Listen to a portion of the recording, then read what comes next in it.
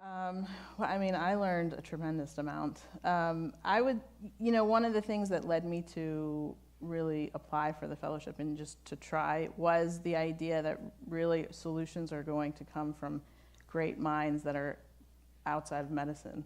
And I'm in the house of medicine, and I've sort of been working in that construct, and really where great advancement will come is sort of bringing all those different perspectives. What I was, at times not so pleasantly, but overall now in retrospect, pleasantly surprised at realizing some of my limitations of I have a reality, and that reality is based in what I see every day in the emergency department.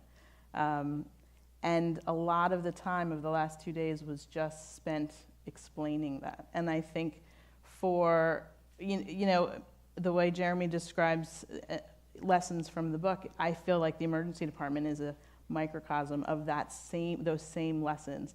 The system around has failed part of our community and some of our patients, and we are kind of a place in the midst of it that's easy.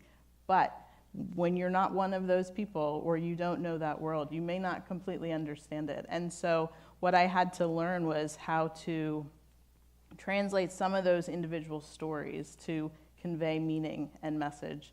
And that just taking those steps back then made me see here part of where we haven't been able to make these strides is because we are speaking different languages, and we assume that the other person is seeing what we see. Right. And so that's a great lesson, and it's a great lesson to kind of, my whole process is to repurpose how we see the emergency department and how really it could be critical in any kind of community health. Yeah. And population health efforts, but the first step is really getting everybody to understand what the reality is compared to what the ideal and what the direction is. Yeah.